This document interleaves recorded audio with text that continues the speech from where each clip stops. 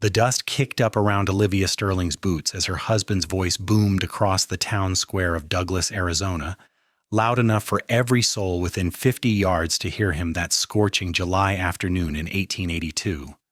You cannot even manage a simple household task without burning the biscuits or tearing the laundry, and you expect me to believe you could handle anything of real importance? Gerald Sterling's words hung in the air like a noose, his face red with whiskey and rage as merchants paused their trading and women stopped their gossiping to witness her humiliation. Olivia felt her cheeks burn hotter than the desert sun beating down on them, her hands trembling as she clutched the basket of supplies she had just purchased from the general store. She was 24 years old, and every one of those years with Gerald had stripped away another piece of her soul until she barely recognized the hopeful girl who had married him 5 years ago back in Missouri. They had come west seeking fortune, but all Gerald had found was the bottom of countless whiskey bottles and a growing bitterness that he took out on her with increasing cruelty. "I am sorry," she whispered, her voice barely audible over the afternoon wind that swept down from the Chiricahua Mountains. "Sorry?" Gerald laughed, a harsh sound that made her flinch. "You are always sorry, but sorry does not fill a man's belly with decent food or keep his home in order. You are worthless, Olivia, completely and utterly worthless. My mother warned me about you, said you were too soft, too delicate for the life out here. I should have listened." The crowd around them had grown larger, and Olivia wanted nothing more than to disappear into the red earth beneath her feet. She could feel dozens of eyes on her, some pitying, some curious, others simply entertained by the spectacle. Her husband had humiliated her before, but never quite so publicly, never with such venom in front of half the town. "That is enough." The voice came from behind Gerald, deep and steady like thunder rolling across the plains. Olivia looked up to see a tall man stepping forward from where he had been loading supplies onto a sturdy buckskin horse. He wore a weathered brown hat pulled low over his eyes, but she could see the strong line of his jaw and the way his broad shoulders filled out his dust-covered shirt. A silver star glinted on his chest. Town Marshal. "This is between me and my wife, Marshal," Gerald spat, turning to face the man who had interrupted him. "I suggest you mind your own business." The Marshal removed his hat, revealing sun-bronzed skin and dark hair that fell just past his collar. His eyes were a striking shade of green, like new grass after a rare desert rain, and they held no fear as they met Gerald's bloodshot gaze. When a man decides to make a spectacle of berating his wife in the middle of town, it becomes everyone's business, particularly mine. "She is my wife, and I will speak to her however I see fit," Gerald said, his hand moving to the pistol at his hip. "You will not." The Marshal's voice remained calm, but there was steel beneath it. "Not in my town, not in front of all these people, and certainly not while you are drunk at 3 p.m. Olivia watched as her husband's face went from red to purple, his hand tightening on the grip of his gun. She knew that look, had seen it before when he came home late and angry, looking for any excuse to lash out. "Gerald, please," she said quietly, hoping to diffuse the situation before it escalated into violence. "Shut your mouth," Gerald snapped at her without even looking in her direction. His attention was fixed entirely on the Marshal, who stood relaxed but ready, his own hand resting casually near his weapon. "You think because you wear a badge, you can tell me how to handle my own wife?" "I think that badge means I am sworn to protect the people of this town from harm, whether that harm comes from outlaws riding in from Mexico or from men who have had too much whiskey and forgotten their manners." The Marshal's green eyes flicked to Olivia for just a moment, and in that brief glance she saw something she had not seen in a very long time. Kindness. "Madam, why do you not head on over to the hotel? Mrs. Patterson will give you some cool water and a place to sit in the shade." "She will do no such thing," Gerald said. "She will get herself home and start dinner, seeing as how she is supposedly my wife and that is her duty." The Marshal took a step closer, and despite being roughly the same height as Gerald, he seemed to tower over him. The lady looks like she could use a moment to rest. It is a hot day. And she has been carrying those supplies around town while you were inside the saloon. I reckon she has earned a bit of consideration." Olivia felt something crack open in her chest, a tiny fissure in the wall she had built around her heart to survive her marriage. This stranger, this marshal, was standing up for her in a way no one had in 5 long years. Not her neighbors back in Missouri who had heard Gerald's raised voice through thin walls. Not the other ranch wives who had seen the bruises she tried to hide beneath long sleeves even in summer. No one. "Are you calling me a poor husband?" Gerald's voice had gone dangerously quiet. "I am calling you drunk and disrespectful. What kind of husband you are is between you, your wife, and your conscience." The marshal settled his hat back on his head. "But as long as I am Marshal of Douglas, you will treat people with respect when you are in public, or you will find yourself spending the night in a cell until you sober up. That goes for everyone, including you." For a long moment the square was silent except for the distant sound of a blacksmith's hammer and the creak of a wagon rolling past. Then Gerald spat into the dirt at the marshal's feet. "This is not over," he said, but he was already backing away, his courage failing him in the face of the lawman's steady presence. "Olivia, get home, now." She hesitated, her eyes moving between her husband's retreating back and the marshal's calm face. Every instinct told her to obey, to follow Gerald home and endure whatever punishment he had planned for her, embarrassing him further. But something else stirred in her, something she had thought long dead. "Go on, madam," the marshal said gently. "Take a few minutes for yourself at the hotel. I will make sure your husband understands you will be along shortly." "Thank you," she whispered, and then before she could lose her nerve, she turned and walked toward the hotel with as much dignity as she could muster. Behind her she heard the marshal's boots on the wooden sidewalk as he followed Gerald, no doubt to ensure he made it home without causing more trouble. The hotel lobby was blessedly cool, and Mrs. Patterson, a kind-faced woman in her 50s, took one look at Olivia's pale face and ushered her into a chair near the window. "I saw what happened out there, dear. That marshal, he is something special. Arthur Reeves, his name is. Only been in town about 6 months, but already he has cleaned up half the trouble we had brewing. Arthur Reeves." Olivia turned the name over in her mind as she accepted the glass of water Mrs. Patterson pressed into her hands. She had seen him around town before, of course, had noticed the way he tipped his hat to ladies and helped old Mr. Chen carry his heavy bags back to his restaurant. But she had never spoken to him, had never imagined he would step into the middle of her private shame and shine a light on it for all to see. She did not know whether to feel grateful or mortified, perhaps both. "You drink that down slowly," Mrs.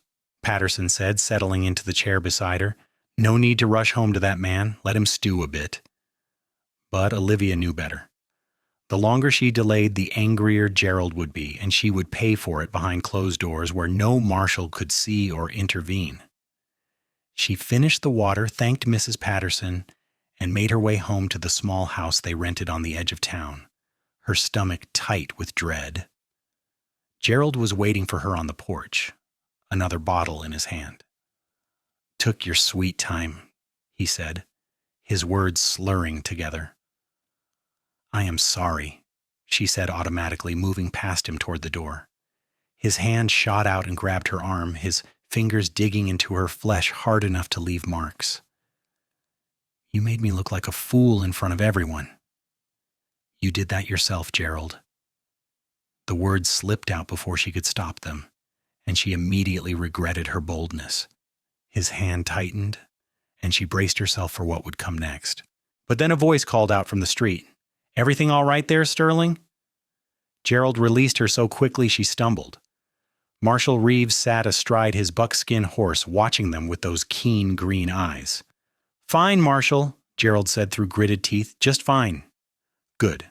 I will be making my rounds through this part of town tonight, several times as it happens." The marshal's gaze shifted to Olivia. "Madam, if you need anything at all, the marshal's office is always open." She nodded, not trusting her voice, and slipped inside the house before Gerald could say anything else. Through the window, she watched the marshal ride away, and for the first time in years, she allowed herself to hope that maybe, just maybe, things could be different. The next morning, Olivia woke early and made her way to the general store to return the bolt of fabric she had purchased the day before. They needed the money for food more than she needed a new dress, no matter how threadbare her current ones had become. The store was quiet, with only a few early customers browsing the shelves, and she was conducting her business with Mr. Morrison when the door opened and Marshal Reeves walked in. He spotted her immediately and touched the brim of his hat. "Morning, madam." "Good morning, Marshal." Her voice came out steadier than she felt. He moved to the counter where Mr. Morrison was tallying up supplies for the week. "I need to put in an order for something, Reeves," he said, then paused as he noticed what Olivia was doing. "Returning that fabric already? It looked like fine material." She felt her cheeks warm. "It was, but we have other priorities right now." Something flickered in his eyes, understanding perhaps, or pity. She was not sure which she preferred. "Well, seems a shame. A lady should have nice things now and then." He turned to Mr. Morrison. "Add that fabric to my order, and whatever else Mrs. Sterling had picked out yesterday." "No," Olivia said quickly, embarrassment flooding through her. "I cannot accept that, Marshal. It would not be appropriate." "It is a gift to welcome newcomers to town," he said easily, as if this were a perfectly normal thing to do. "I do it for everyone. Ask Morrison here." The store owner looked confused, but caught on quickly when the marshal gave him a meaningful look. "Oh yes, the marshal is quite generous with newcomers, very generous indeed." Olivia knew it was a lie, a kind one meant to preserve her dignity, and that somehow made it worse. She could not accept charity, especially not from a man who had already done so much by standing up to Gerald. "Marshal Reeves, I appreciate your kindness, but truly, I cannot." He studied her for a long moment, and she had the strangest feeling he could see right through her carefully constructed walls to the frightened, hurt woman beneath. "Then consider it payment," he said finally. "I need someone to help me sort through some papers at the office, organize some of the older case files. The last marshal left things in quite a mess. I would pay standard wages, of course, $1 a day, and the fabric would be in advance on that payment." $1 a day! That was more money than she had seen in months, money Gerald could not drink away if she was careful. But working for the marshal, spending time in his office would infuriate her husband beyond measure. "I do not know if that would be wise." "Why not? You can read and write, I assume."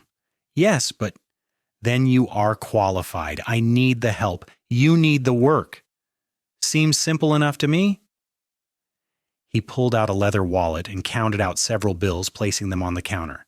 "Morrison, ring up Mrs. Sterling's original purchases in this fabric and add a couple of those penny candies, the lemon ones." Before she could protest further, the transaction was complete, and she found herself standing there with a package of fabric, a small bag of supplies, and 2 lemon candies wrapped in paper. The marshal had already moved to the other side of the store, discussing his order with Morrison as if nothing unusual had happened. Olivia slipped out of the store in a daze, clutching her packages close. She knew she should refuse his offer, should stay as far away from Arthur Reeves as possible. But the thought of having her own money, of being able to contribute something beyond her failures as a wife, was too tempting to resist entirely. She spent the rest of the day cleaning the house and preparing dinner, trying to decide what to tell Gerald.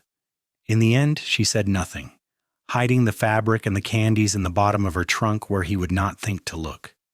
He came home late, drunk again, and barely spoke to her before passing out in his chair.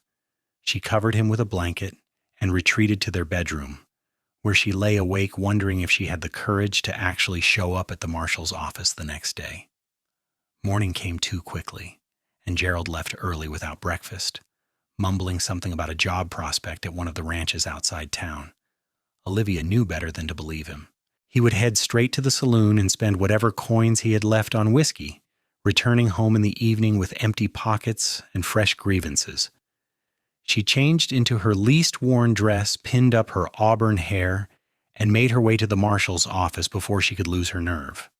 The building was small but sturdy, with a couple of cells in the back and a desk piled high with papers in the front. Arthur Reeves looked up when she entered, and his entire face brightened. "Mrs. Sterling, I was hoping you would come." He stood quickly, removing his hat and gesturing to a chair. "I know this might seem irregular, but I genuinely do need help getting this place organized. The previous marshal was not much for paperwork." She glanced around at the chaos of papers, notices, and old wanted posters scattered across every surface. "I can see that. I figure we can start with the old case files, get them sorted by year and type. Then we can tackle the correspondence and the supply orders." He pulled out a stack of folders from a cabinet. "I will be here working on current cases, so if you have any questions, just ask." They worked in companionable silence for the first hour, Olivia sorting through faded reports of cattle rustling, property disputes, and public intoxication. She found herself relaxing into the rhythm of the task, enjoying the simple pleasure of doing something productive. The marshal worked at his desk, occasionally glancing over to check her progress or offer guidance. "You have a good hand for organization," he commented, as she created neat stacks of sorted papers. "Very methodical." "I used to help my father with his bookkeeping back in Missouri. He ran a dry goods store." She had not thought about that in years, had almost forgotten the girl she had been before Gerald. "What brought you out to Arizona?" he asked, his tone casual but genuinely interested.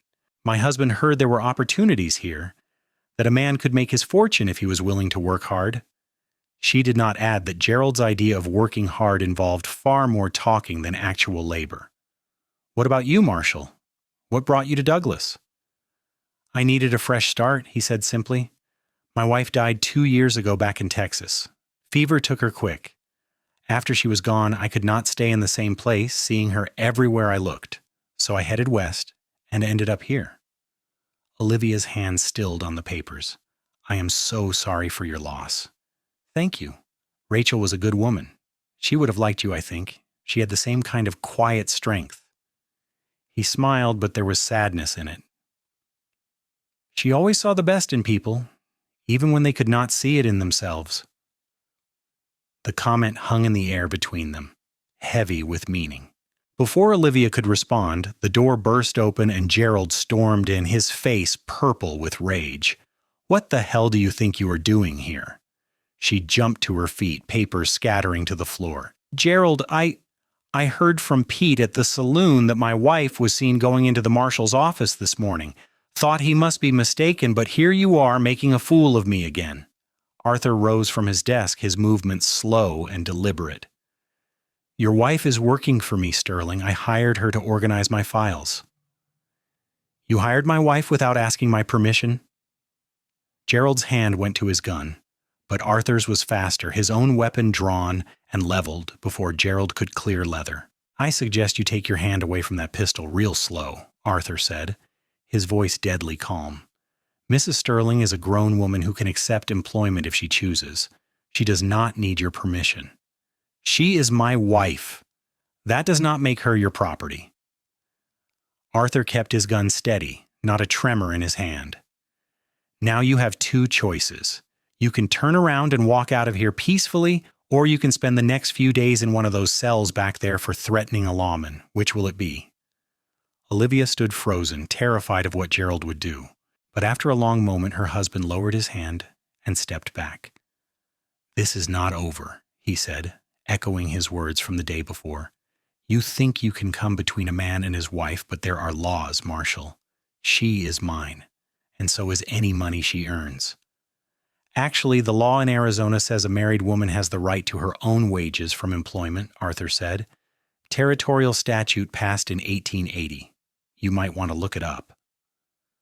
Gerald's face went slack with shock, then twisted with fury. He pointed at Olivia. "You come home right now, or so help me." "Or what?" Arthur's voice cut through the threat. "You will what, Sterling? Beat her? Starve her? Lock her in the house? Because all of those things are crimes, and I will happily arrest you for any of them." "She is my wife," Gerald said again, but his voice had lost its force. "Then start treating her like one instead of like property you can abuse whenever you're drunk and angry.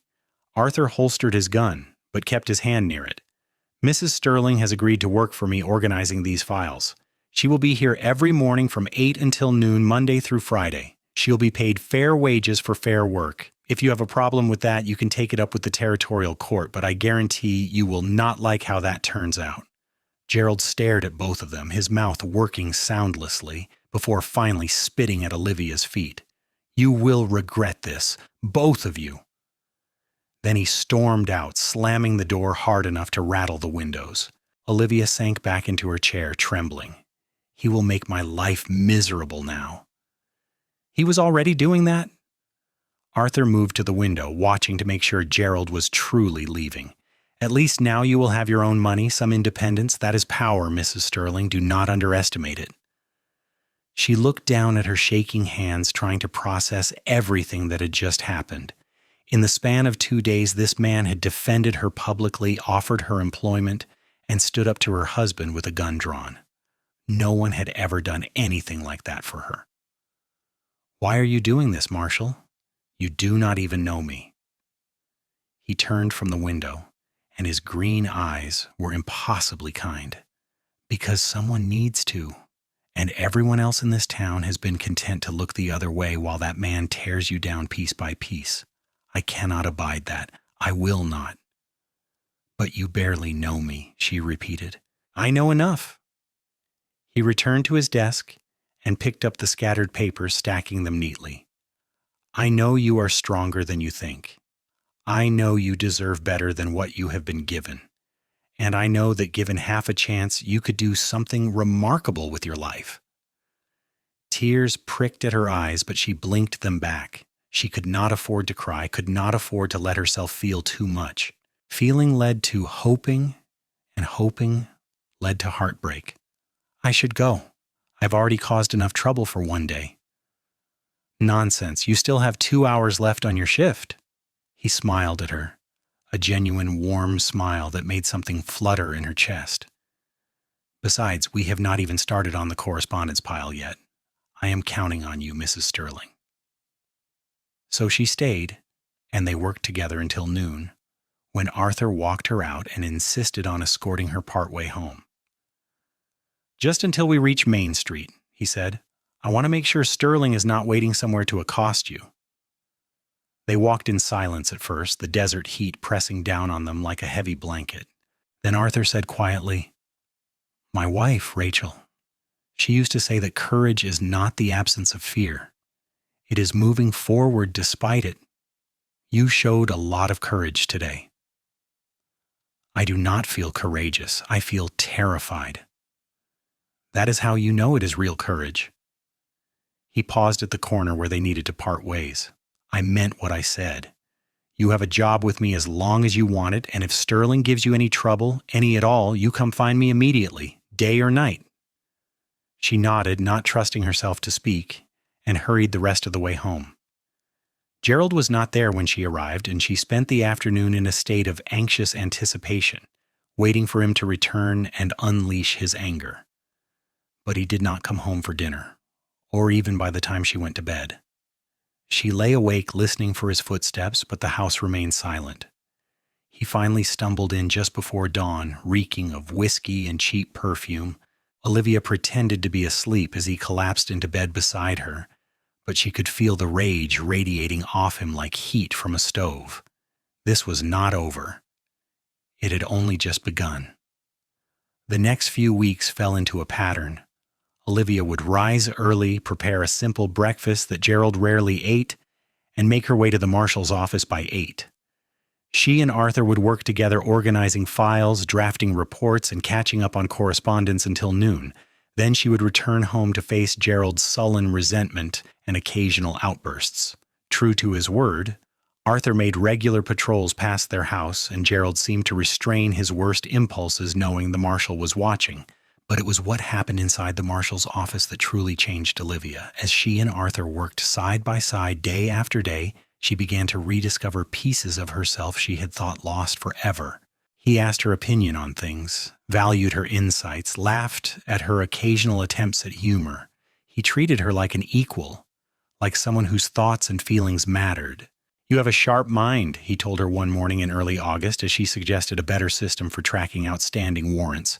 That is exactly the kind of thinking this office needs. She ducked her head, uncomfortable with praise. It is just common sense.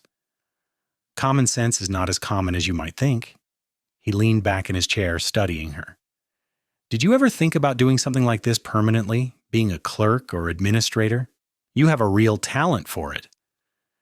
Women do not typically hold such positions. Women do not typically do a lot of things until someone decides to let them try. He grinned. Besides, you are already doing it. I'm just suggesting we make it official.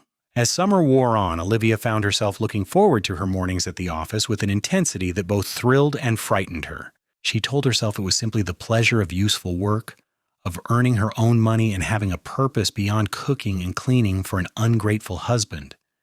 But deep down she knew it was more than that. She was drawn to Arthur Reeves in a way that went far beyond professional respect. He was everything Gerald was not. Kind instead of cruel, sober instead of drunk, steady instead of volatile. He spoke to her like she mattered, listened when she talked, noticed small things like when she seemed tired or troubled, and more than once she caught him looking at her with an expression that made her heart race and her cheeks flush.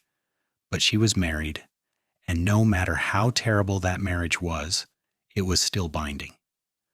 The church and the law both said she belonged to Gerald Sterling until death parted them. Any feelings she might be developing for Arthur were not only impossible but dangerous. If Gerald suspected anything beyond a professional relationship, he would not hesitate to use violence to reclaim what he saw as his property. One morning in mid-August, Olivia arrived at the office to find Arthur pacing, a telegram in his hand. "Bad news, she asked, setting down her bag. "Could be. There has been reports of a gang operating south of here near the border. They have been robbing stages and supply wagons. The territorial marshal wants me to ride out with a posse, see if we can track them down." Fear clutched at her chest. "That sounds dangerous." "It is my job."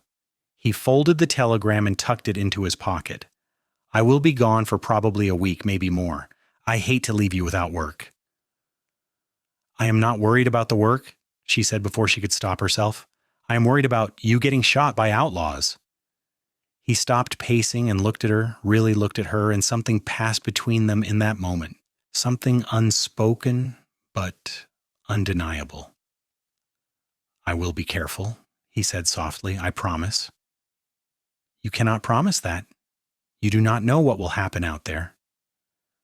"No, but I know I have good reason to come back safe." His eyes held hers, and she knew he was not just talking about his duties as marshal. "Will you be all right while I'm gone? I worry about leaving you alone with Sterling." "I have been alone with him for 5 years. I will manage." "That is not the same as being all right." He moved closer, and she could smell the soap he used, clean and simple. "If he hurts you, if he so much as threatens you, I want you to go straight to Deputy Morrison. He is a good man, and he knows to look out for you while I am away." "You told your deputy to watch over me?" "I told him to make extra patrols through your neighborhood. He does not need to know the specific reason why." Arthur reached out as if to touch her arm, then seemed to think better of it and let his hand drop. "I need to know you will be safe. I cannot do my job out there if I'm worried about you here." The concern in his voice, the genuine care, nearly undid her. "I will be safe," she managed to say.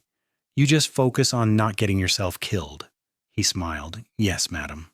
I will do my best." He left that afternoon with a posse of 6 men, their horses kicking up dust as they rode south toward the border.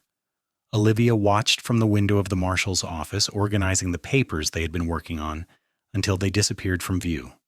Then she locked up and went home, feeling strangely bereft. Gerald was in a foul mood that evening. "I hear your precious marshal rode out this morning. Probably get himself killed chasing bandits." "That is a terrible thing to say." "Terrible but true. Man like that, always playing hero, always sticking his nose where it does not belong."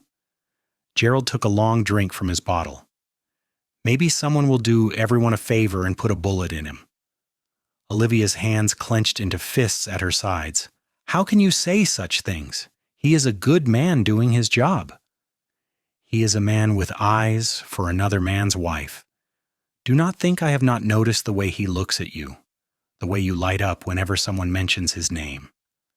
Gerald's eyes narrowed. You think I am stupid? You think I do not see what is happening?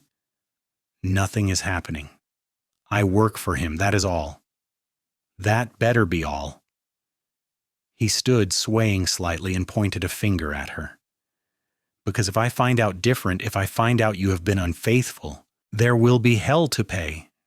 Marshal or no marshal, you belong to me. She forced herself to meet his gaze steadily.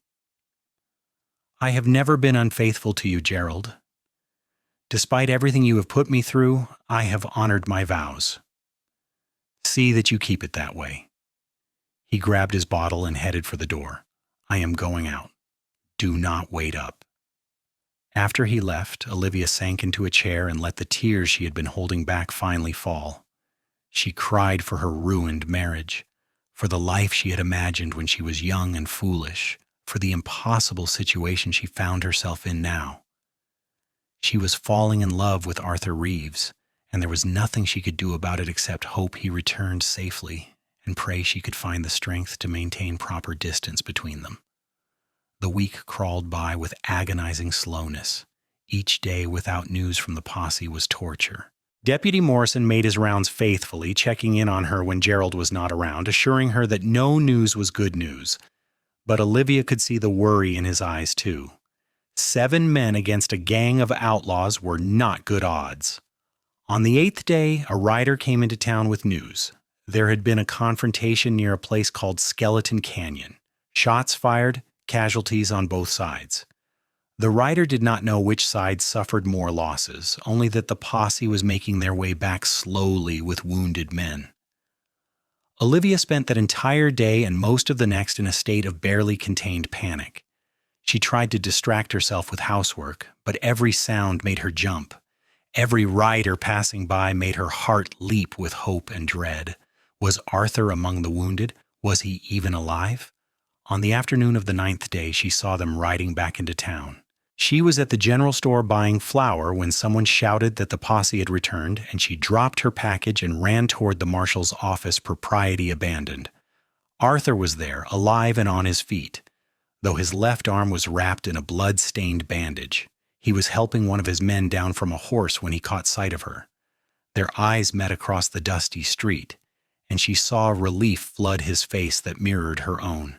She wanted to run to him, to throw her arms around him and assure herself he was truly all right. But Gerald was somewhere in town, and there were too many eyes watching, so she forced herself to walk at a normal pace, her hands clasped tightly together to keep them from shaking. "Marshal Reeves," she said formally when she reached him, "I am glad to see you returned safely. Mrs. Sterling." His voice was equally formal, but his eyes told a different story. "We had some trouble, but we got most of the gang rounded up. The territorial prison will be taking custody tomorrow. You are hurt." "Just a graze. Doc Patterson already stitched it up." He turned back to his injured deputy, but not before adding quietly, "I kept my promise. I came back." She helped where she could, fetching water and bandages, running messages to the doctor. It was late evening before things settled down, and the wounded men were all being tended to properly. Arthur sat on the bench outside his office, looking exhausted, his face gray with fatigue. "You should go home and rest," Olivia told him, bringing him a cup of coffee from the hotel restaurant. "I will, soon as I finish my report." He accepted the coffee gratefully. "Tomorrow things go back to normal. 8 o'clock?" 8 o'clock, she confirmed. Then, lowering her voice so no one passing by could hear, she added, "I was so worried about you." "I know. I could see it in your eyes just now." He looked up at her, and there was something raw and honest in his expression. "I thought about you out there. When things got dangerous, when that bullet was coming at me, I thought about you waiting here and how I needed to make it back." Arthur. His name slipped out before she could stop it, the first time she had ever used his given name. It felt intimate, dangerous, right? I know, he said quietly. I know we cannot. I know you are married. But I cannot help what I feel, Olivia. Hearing him say her name sent a shiver through her despite the warm evening air. This was wrong. This was a sin. This was everything she had been raised to believe was shameful and forbidden. But standing there in the fading light with this good man who had nearly died and thought of her in his final moments, she could not bring herself to care about propriety or vows made to a man who despised her. I cannot help what I feel either, she whispered. They stared at each other, the weight of that admission hanging between them. Then Arthur shook his head as if clearing it. You should get home before Sterling comes looking for you. We can talk more tomorrow. She nodded and forced herself to walk away, her heart pounding so hard she thought it might burst from her chest. Everything had changed in that moment. They had crossed a line they could not uncross, admitted feelings that could not be unspoken. Where they went from here, she had no idea. All she knew was that she could not go back to pretending Arthur Reeves was simply her employer and nothing more. Gerald was waiting for her when she got home, drunker than usual. Where have you been? The marshal's posse returned. I was helping tend to the wounded. Of course you were. Playing nurse for your precious marshal. He stood and grabbed her arm roughly. Let me make something very clear to you, wife. I know what is going on. I know you have feelings for that man. And I'm telling you right now, if you act on those feelings, if you betray me, I will kill him. I will wait until he is not expecting it, and I will put a bullet in his back. Do you understand me? She tried to pull away, but his grip was too tight. Gerald, you are hurting me. I will do more than hurt you if you make a fool of me. He shoved her away hard enough that she stumbled into the wall. Remember what I said. His blood will be on your hands if you cannot control yourself. He stormed out into the night, leaving her shaking with fear and fury. She believed his threat. Gerald was a coward in most things, but cornered cowards were the most dangerous kind. If he thought she was betraying him, he absolutely would try to kill Arthur, probably from ambush where he would not have to face the marshal in a fair fight. That night, Olivia barely slept. She knew what she had to do. For Arthur's safety, she needed to create distance between them. She needed to quit her job, avoid him as much as possible, give Gerald no reason to follow through on his threat. It would break her heart, but Arthur's life was worth more than her feelings. The next morning she arrived at the office at 8 as usual, but her resolve was firm. Arthur was already there, his arm still bandaged, but his color much improved. He smiled when he saw her. Morning. I was not sure you would come today. I need to talk to you about something. She closed the door behind her, needing privacy for this conversation. I cannot work here anymore, Arthur. I need to quit. His smile faded. Why? Did Sterling do something? Did he hurt you? He threatened you. He said if he thought anything was happening between us, he would kill you, and I believe him. The words tumbled out in a rush. He is a coward, so he will not face you straight on. He will wait until your back is turned or until you are tired from a long day, and he will shoot you. I cannot let that happen. I will not be responsible for your death. Arthur was quiet for a long moment. Then he said, Come with me. What? Leave him. Leave Douglas. Come with me. He moved closer, his green eyes intense. We can go somewhere he will never find us, California maybe, or up north to Colorado. I will keep you safe and we can start over somewhere new. Arthur, I am married. The law. I know what the law says, but there are places out west where people do not ask too many questions about your past, where we could say we are married and no one would challenge it. He reached out and took her hand, his touch gentle despite the calloused roughness of his palms. I know it is not legal. I know it is not proper.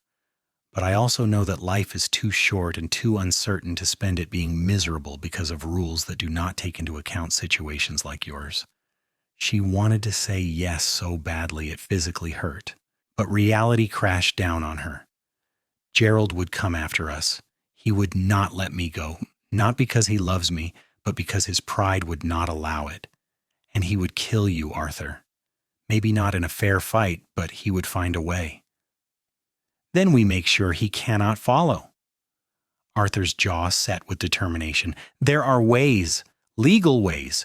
We could get you to a territorial judge, have you file for legal separation on grounds of abuse and abandonment. It is not a divorce, but it would give you legal protection and make it harder for him to claim you as property. Do you really think a judge would grant that? A woman trying to leave her husband? With the right evidence, yes. And I happen to know that Doc Patterson has treated you for bruises more than once. Mrs. Patterson has witnessed Gerald's treatment of you in public. Deputy Morrison has seen him drunk and violent. I myself have intervened multiple times. His voice grew more passionate. We have evidence? Olivia, we have witnesses. We can build a case that would give you legal grounds to leave him. Hope fluttered in her chest, fragile and terrifying. And then what? Even if a judge grants a separation, I am still married in the eyes of the church and society. People would see us as living in sin. Let them see what they want. I would rather live in so-called sin with you than spend another day watching you suffer in a marriage that is killing your spirit. He squeezed her hand. I love you, Olivia. I have loved you since the day I saw you standing in that town square being berated by a man who does not deserve you. I know it is too soon. I know the situation is complicated, but life out here is hard and often short, and I do not want to waste whatever time we have being noble and distant when we could be happy together. Tears streamed down her face. I love you too, but I'm so afraid. Then be afraid, but do not let that fear keep you from living.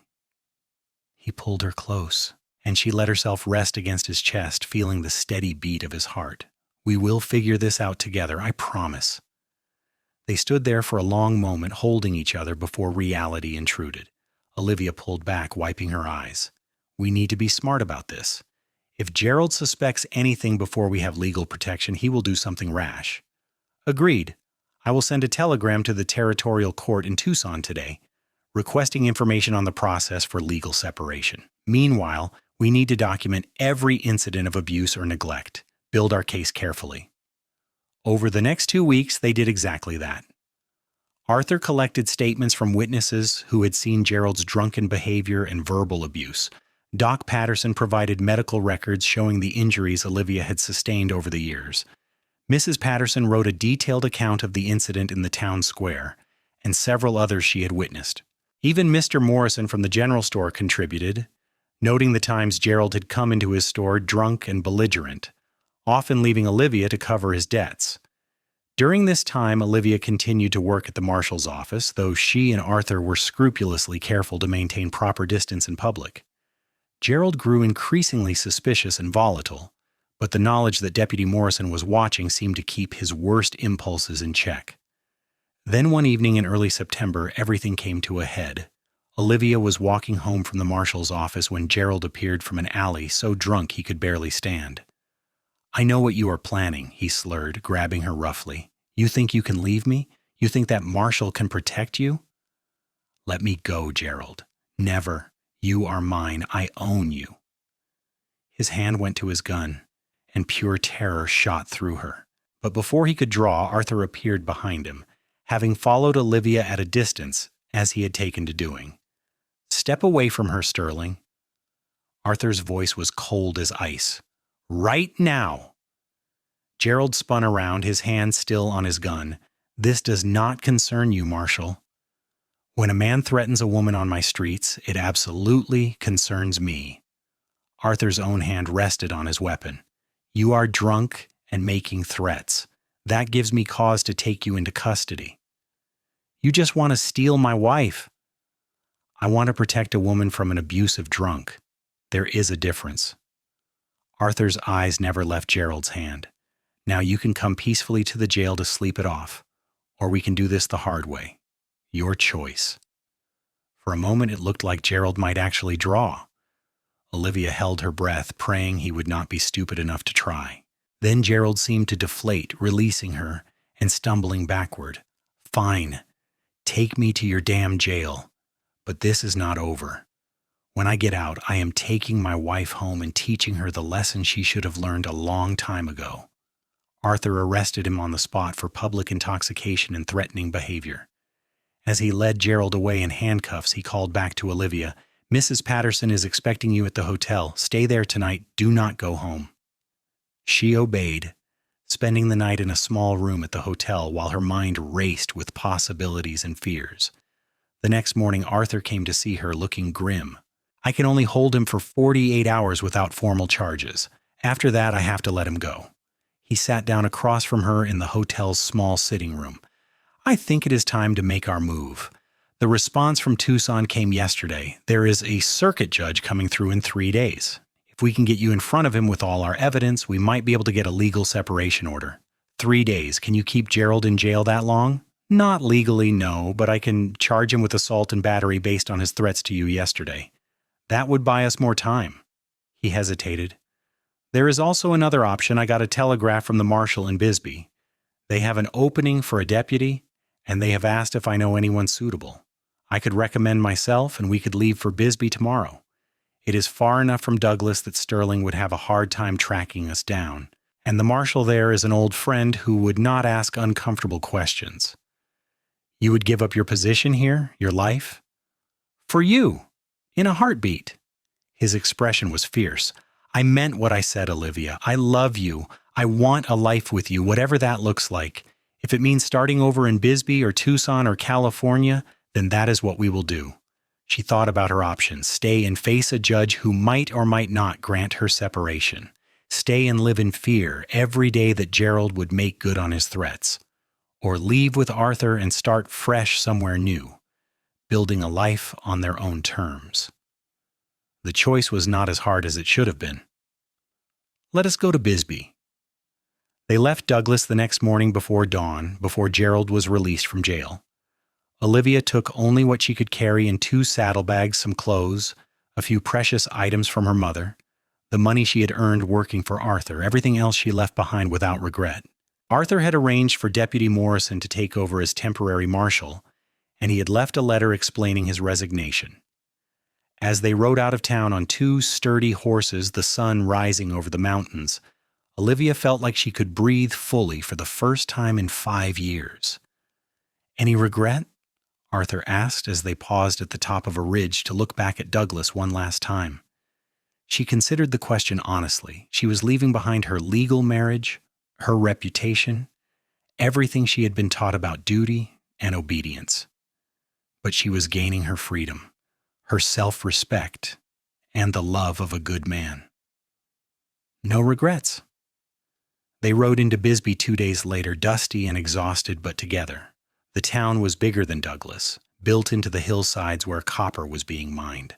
Arthur's friend, Marshal Tom Hayes, greeted them warmly and asked no questions when Arthur introduced Olivia as his wife.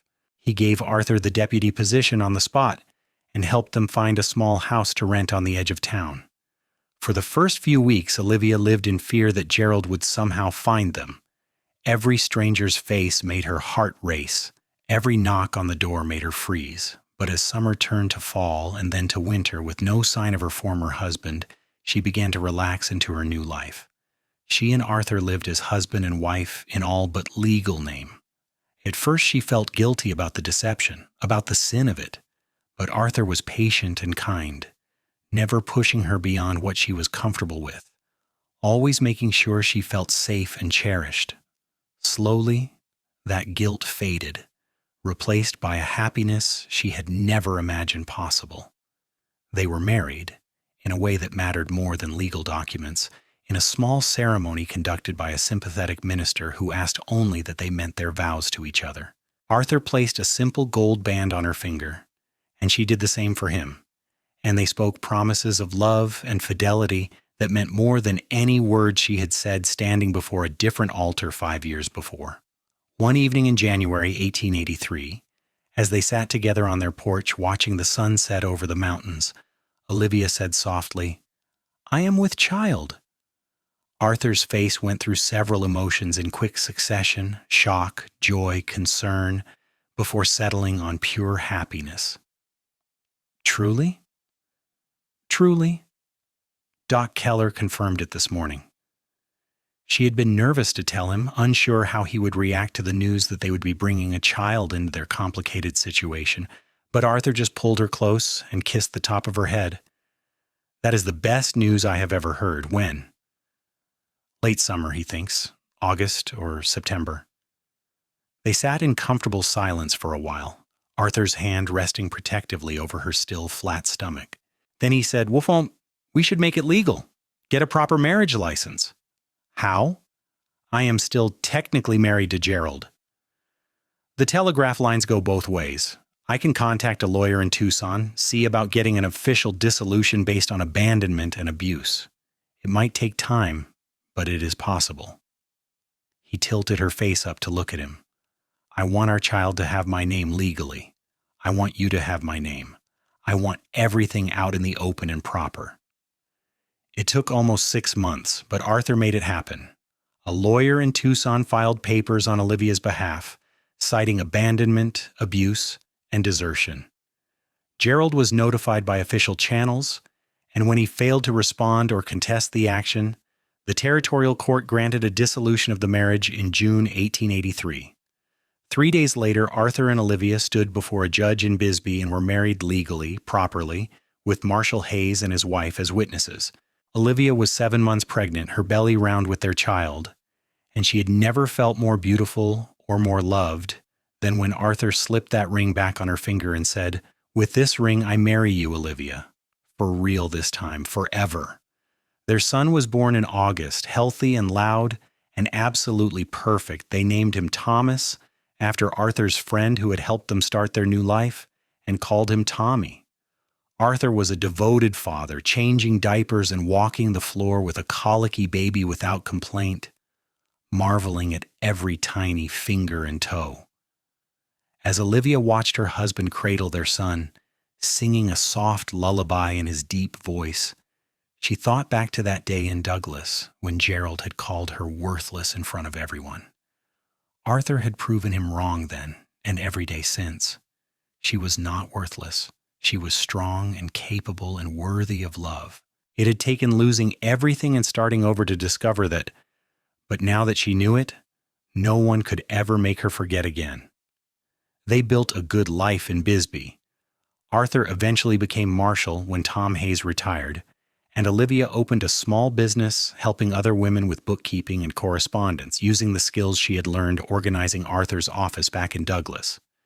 They had 3 more children over the years, 2 daughters and another son, and their house was always full of laughter and love. Sometimes Olivia thought about Gerald, wondering what had become of him. She had heard through friends that he had left Douglas shortly after she did, heading back east in disgrace. She hoped he had found peace, though she doubted it. Men like Gerald rarely changed, but she wasted little time on those thoughts. Her past was behind her, and her future was here with Arthur and their children. On their 5th wedding anniversary, Arthur presented her with a beautiful leather-bound journal. "I thought you might want to write down our story," he said, "so the children will know someday how their mother was the bravest woman I ever met." She laughed. "I was not brave. I was terrified." "You were terrified and you did it anyway. That is the definition of brave." He pulled her into his arms, and she went willingly, marveling as she always did at how perfectly she fit against him. "I love you, Olivia Reeves. You are the best thing that ever happened to me." "And you saved my life," she whispered against his chest. "In every way a person can be saved." They stood there together, holding each other as the Arizona sunset painted the sky in shades of gold and crimson. Outside, they could hear their children playing, Tommy teaching his younger siblings how to rope a fence post. Inside, the house smelled of fresh bread and coffee and home. Gerald had told her she was worthless, had tried to break her spirit with his cruelty. But Arthur had seen the truth, had given her a chance to prove her worth not just to the town but to herself. He had stood up for her when no one else would, had loved her when she thought she was unlovable, had given her a life beyond anything she had dared to dream, and every single day, for the rest of their lives together, he would continue to prove Gerald wrong in the most beautiful way possible, simply by loving her the way she deserved to be loved, completely, wholly, and without reservation.